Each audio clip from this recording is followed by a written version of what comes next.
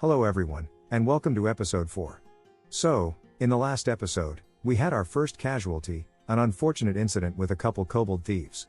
But, thanks to our newly trained war dogs guarding the entrance, that shouldn't happen again. You may also remember that we had a couple human caravan guards being stuck near the trade depot.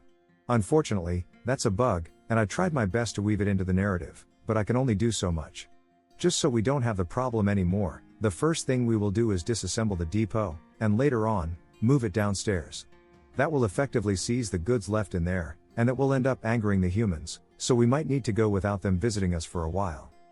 Also, this is a much calmer episode, with a couple moments when nothing really happened. I did nothing notable during those times, so I just cut those parts out. That's why the episode is shorter than usual. You didn't miss anything, so don't worry about it. Anyways, that's all I had to say before we jump in, so let's get into it. Welcome back, my dear audience. I spent the last couple days in the library, poring over the texts left behind by the record keepers of the Dwarven Fort of Diamond Verses.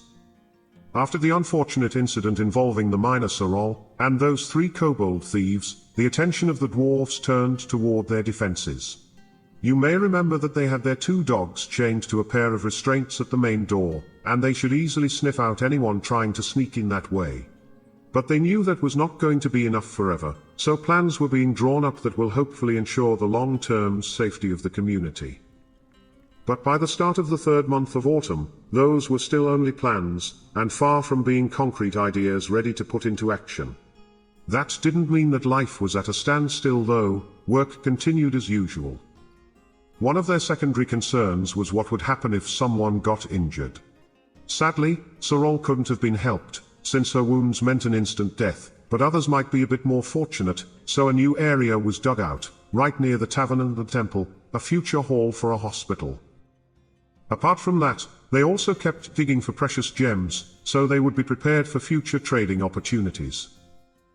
A week after those works began, the outside trade depot was dismantled. The Lehatun was growing concerned about the fact that they managed to draw the attention of the nearby kobold tribes, and handling high-value items in broad daylight made some of the residents anxious. Right around that time, the 2 human caravan guards finally decided to set out on their journey. They still had some goods left in the depot, and the dwarves thought it was fair to claim what was left, as a payment for their prolonged stay on their territory. Meanwhile, deeper down in the fort, work began on the new hospital. The first order of business was to erect the walls for this new facility.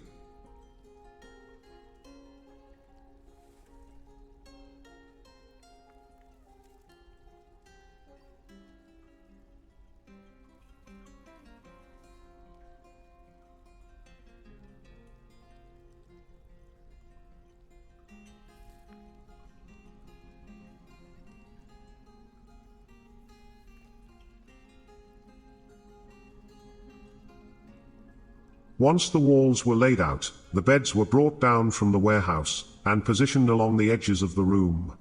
Whenever a dwarf would be injured, or fall ill, they could come here to be checked out, and given the necessary care they required. They also put one of the chests next to the wall opposite the door. The doctors would not be able to do much, unless they had a steady supply of various items. Threads for suturing wounds, cloths for bandages, gypsum powder for making plaster casts for broken bones, even splints and crutches to make the healing process faster, and less painful. 2 extra tables were brought down for surgeries. Let's hope they never have to use them. Dwarven knowledge of their own anatomy was more advanced than the other species, but it was still far from perfect. At least they knew to wash wounds to keep infections away, unlike those dirty elves. For the position of Chief Medical Dwarf, one of the late arrivals was chosen, the one known as Ast. Only one thing was left to place in the hospital, and that was a couple traction benches, so bones could be set more precisely, so they would heal as cleanly as possible. But that required more work than they were ready to put in at the time, so they decided to leave it for later.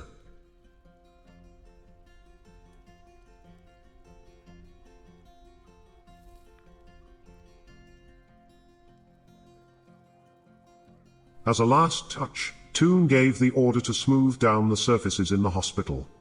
It would make cleaning the blood a bit easier, he argued. The others were a bit squeamish about the implication of that order, so it took them a while to get around to doing that particular job, but they got to it eventually.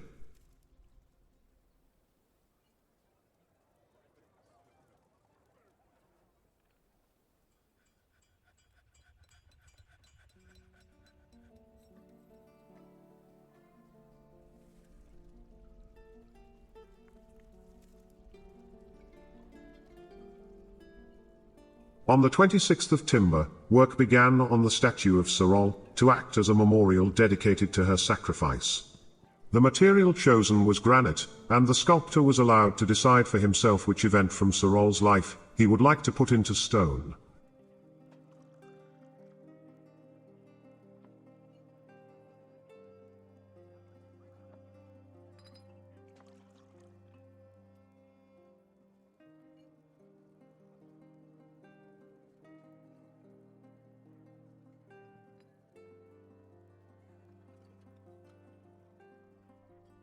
Just for good measure, they also included a stone slab, also made out of granite.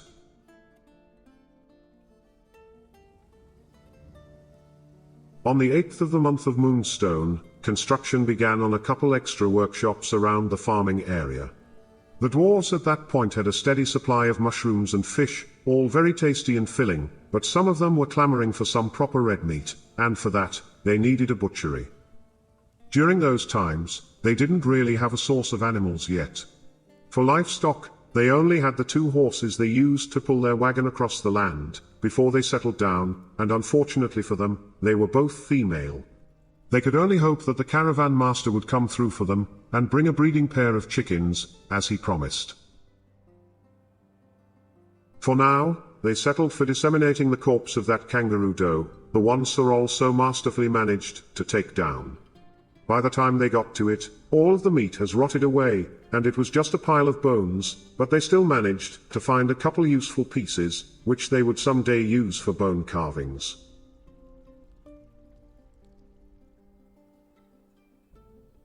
In the second half of the month, their supply of willow wood was running low, and they needed it for some of the furniture orders. Once they committed to making a certain job out of the same material, it would have been quite undwarvenly to change it halfway through.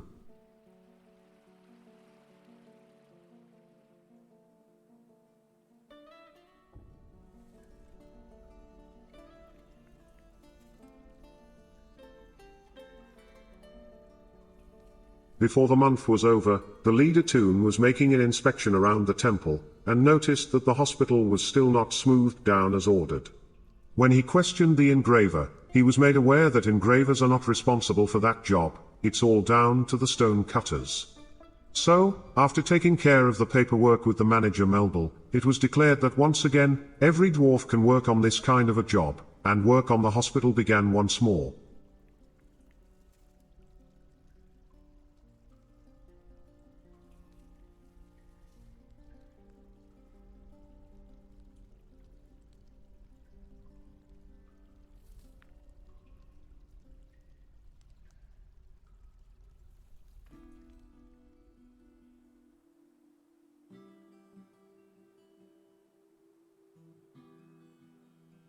Right when the month of Moonstone gave way to the month of Opal, the order came down to start working on the new trade depot. This time, it would be built down in the halls, past the main entrance. Maybe the caravan guards would stop being distracted by birds, and leave when they were supposed to.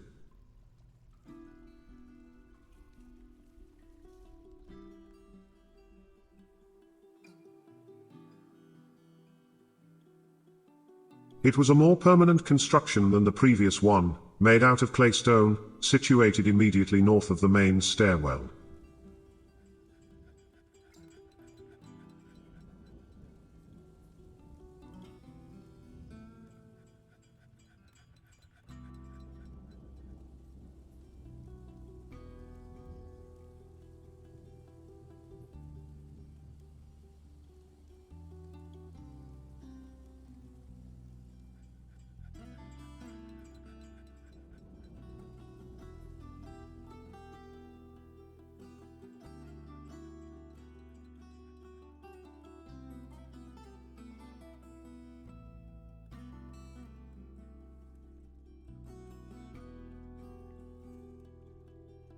By the middle of the month, all the chairs made for the temple were completed.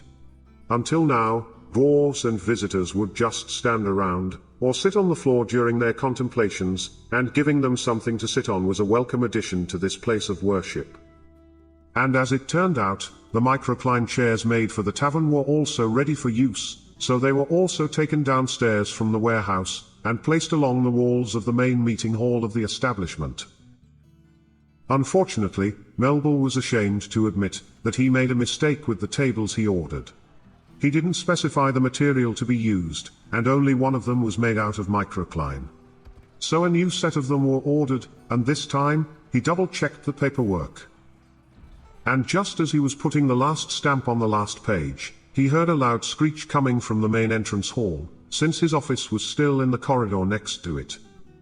Somehow, one of those thieving Kia birds managed to swoop past the guard dogs, and was causing a ruckus. But as soon as he realized that he was not welcome, he beelined for the door. The dogs managed to grab hold of it for a second, but they quickly released him once they had an unfriendly meeting with his talons and beak. They got a few scratches, but nothing serious. The same couldn't be said for one of the children, a boy named Adib. He also got a scratch, and the skin on his head was cut open by one of the talons. He got very lucky, his injuries only needed some cleaning, a couple sutures, and he could go about his business.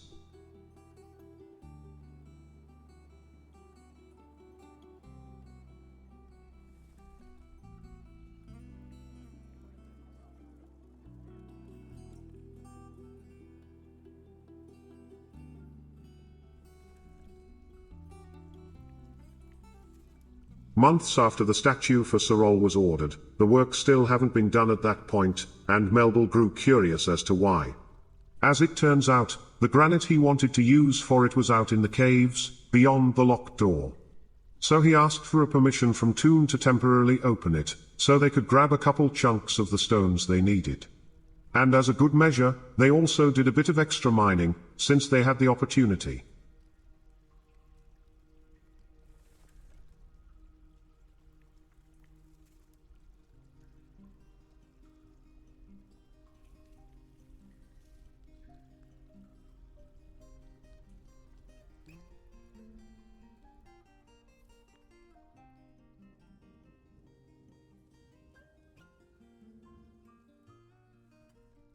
Once the path was clear for the sculptor, he quickly went down, grabbed the stones, and at long last, work could begin on that statue, and the accompanying memorial slab.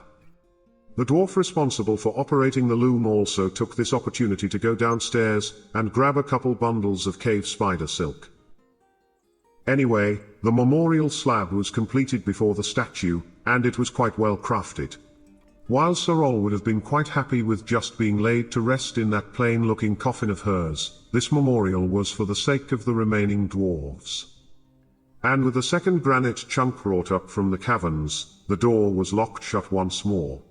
The dwarves occasionally took a peek through the keyhole, just out of curiosity, and while they didn't see anything dangerous out there, it was better being safe than sorry. Once the statue was completed, it was immediately brought up to the main entrance hall, and installed along the main pillars.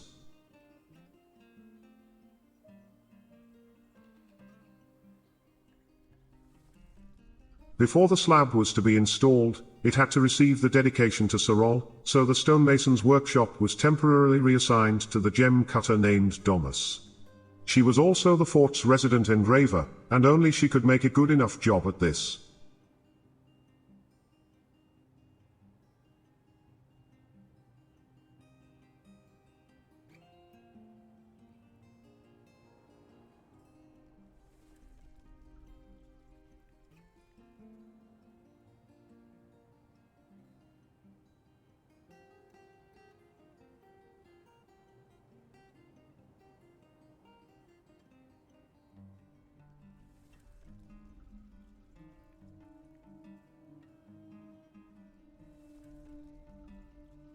Once the job was done, the final piece of the memorial could be installed next to the statue.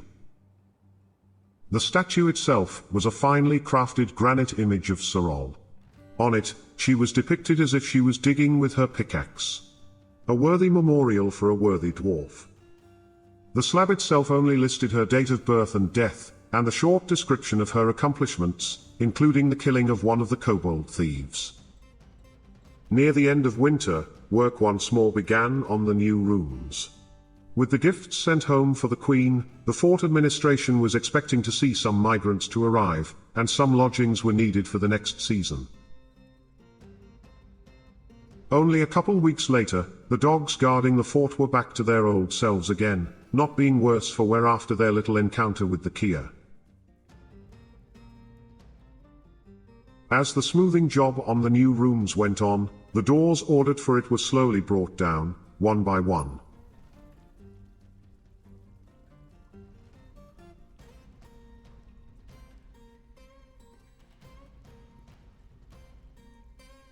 On the 3rd of granite, there was loud barking echoing through the main entrance hall. The dogs were straining against their ropes, trying hard to chase after a kobold that wandered too close to them.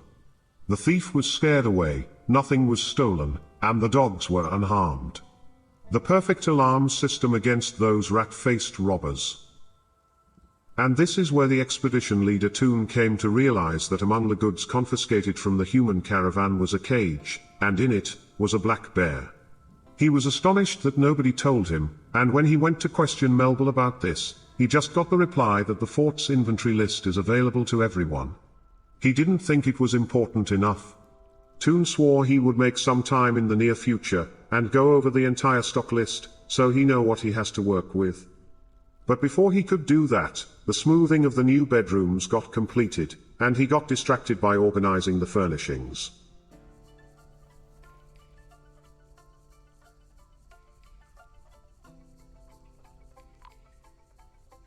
Right at the start of spring, the sound of a loud horn could be heard in the distance. All species announced their arrival in this manner, and the sound always made it obvious who was coming. This time, it had a distinct wooden sound to it, signaling that an elven caravan was approaching the fort.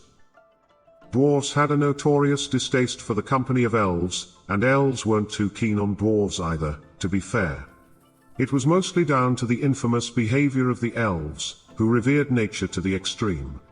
They considered the chopping down of trees to be a grave offense, and while they held their nose for the sake of keeping the peace, they often felt insulted if someone offered them anything made out of wood, leather, or any kind of material derived from once living things. In this instance, the elves had a couple decent quality instruments among their offerings, and were ready to trade for them. Unfortunately, Melbel was still inexperienced in dealing with the cultural idiosyncrasies of the different species, and made the error of offering a couple clothing items made out of leather in return for the instruments. When he laid the items out, the face of the elven trader turned sour immediately, and without a single word, he ordered the others to start packing. A really unfortunate turn of events.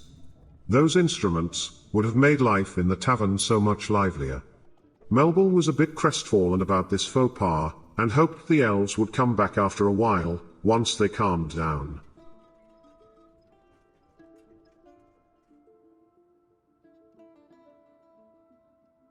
On the 17th of granite, the expedition leader Toon finally finished his sketches on how he would defend the fortress.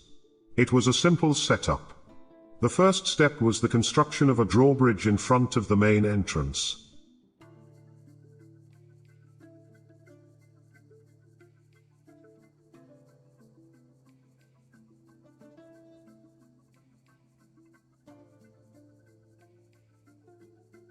To take advantage of it fully, they needed to start making mechanisms, a versatile dwarven invention, used in all sorts of machinery around the dwarven forts.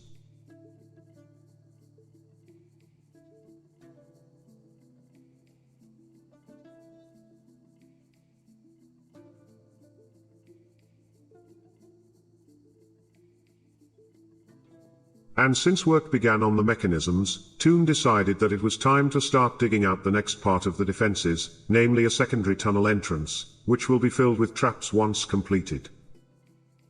It will have a couple cage traps to start out with, but the variety would increase as time went on. To raise the chances of the invaders getting caught in one of those traps, the tunnel had to be made longer, so more of those contraptions could be fitted. But this was still just a work in progress by the end of the month of granite. The dwarves did not want to open this secondary tunnel until it was completely ready for use. So the only way into this addition was from the outside, and once all the traps were installed, then it would be open from the other end as well. Of course, this also meant that every dwarf had to be drilled on the importance of that tunnel, and it had to be hammered home that under no circumstances should it be used for normal traffic. But it was too early for these things yet. A couple days before the month was over, the long-awaited Migrant Wave has arrived. Overall, 15 new souls joined the fort, bringing the population up to 36. A little over the current number of bedrooms at the time. As the new arrivals were settling in, enough of the microcline tables were made to fill in the remaining spots in the tavern. They even had another traveling adventurer show up, a dwarf named Dastot. He said he was a proficient marks dwarf, but he lost his crossbow a while back. So if the fort wanted his services, they would have to make him a new one. Fair enough, said Toon, welcome aboard. In the meantime, work began on the traps in the quote-unquote guest entrance. Since mechanisms and cages were in short supply, those tunnels were rather sparse, but they were hoping that would change over time. Since the new arrivals, the halls became loud with the sound of animals. They brought along a couple pets, but also livestock, like a water buffalo, a cute little baby llama, and an infant donkey. But the most important addition was a young horse foal, which happened to be male. Once it grows up, he will be the father of a whole generation of horses, giving the fort a much-needed supply of animals. During the commotion of wrangling them, the expedition leader Toon was struck with inspiration. For the next couple weeks, a person unaware of the dwarven ways would have found his behavior peculiar at best. He dropped what he was doing at the time, and made his way to the stone's workshop, and if someone approached him, he just chewed them away as he was furiously scribbling on pieces of scrap paper, muttering to himself. But for dwarves, this was a momentous occasion. They called it the mood, a once-in-a-lifetime happening in a dwarf's life, when they are struck with an urge to create something truly magnificent. While Toon was busy doing his life's work in the workshop, one of the newcomers got into a fight with a kangaroo out in the fields. He was a hunter, and assumed he could make himself useful by going out and taking down a couple wild animals for their meat. While the fort was grateful for his initiative, it wasn't time for such things, so Melbel, who took over as leader while Toon was absent, told them to give it a rest for a while. Next on their agenda was the drawbridge. They needed a way to operate it from a safe place, so a lever was constructed from those mechanisms, right next to the tavern, so it would be easily reachable. And on the 11th of the month of Slate, Toon managed to finish his work, which turned out to be a millstone. He named this creation Libisad. It was made out of dolomite, and along the sides, he inserted a series of cabochons made out of lignite.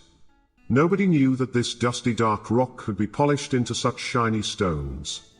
In between these cabochons were small spikes, made out of dolomite, and on the top side was a magnificent image of a giant lynx, carved out of lignite, and fitted into a previously carved out insert slot.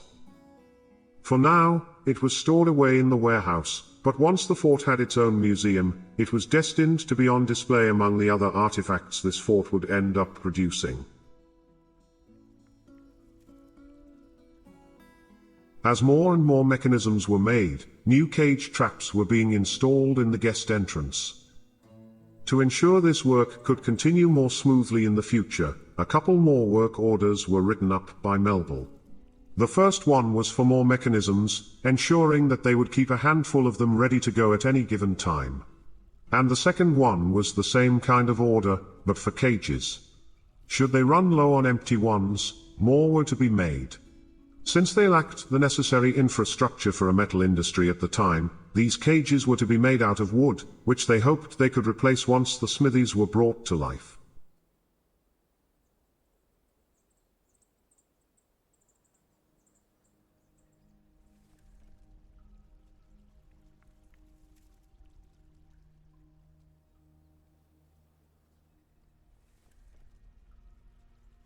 The fort had just about enough rooms at this point, but not all of them were furnished equally. Some of the new ones were still lacking the cabinets, so enough of them were ordered to satisfy this discrepancy.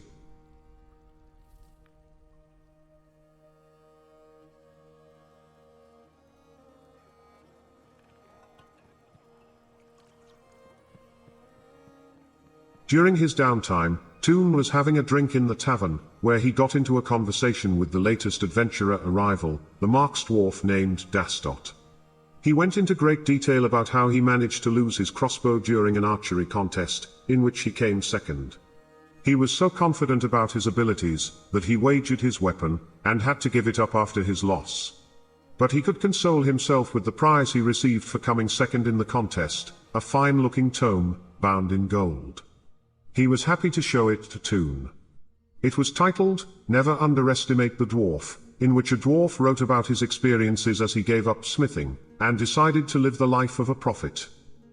Not the most engaging story he ever heard, but the fact that the book had its cover encrusted with gold was a good conversation starter, he had to admit. Once he had enough booze and chinwag before work, he set out to continue managing the fort. Since the new arrivals managed to fill up the remaining rooms, it was time to build more. As usual, the work began by digging out the new accommodations from the stone layers, and any holes left behind by previous mining were patched up with bricks. At the time, they didn't have the necessary furniture, but Melbel was quick to put a stamp on the orders for more beds and doors. And I'm afraid this is where we leave for today. Records from this part of the fort's history are a bit disorganized, so it takes a while to get a coherent story out of them. So, if you will excuse me, I'm off to the library once more. I have more texts to go over before our next meeting. Well, that's that for today. It was a bit of a calmer episode, which is pretty normal for forts with such low population. But now that we see some more migrants arrive, hopefully things will get a bit more interesting. And our first artifact managed to raise the value of the fort by a couple thousand, and it will also draw some attention. There are so many possibilities as to where we can go from here. I definitely want to keep working on the defenses, maybe include a couple weapon traps along the cages. But what I really want to tip my toes into is some kind of a metal industry. We have gold or lying around, and if I recall correctly, we have some iron or somewhere too. With some flux stones, we could start making steel items, which means a proper military. With the increased population, that is also a possibility now. Anyways, thank you for watching. If you liked the video, then leaving a like and subscribing to the channel just might motivate me to make more. If you are more in the donating mood, you can find a link to my Ko-fi page in the description, where you can buy me a glass of water. I don't really drink coffee. Thank you for your support, and until next time, I will see you later.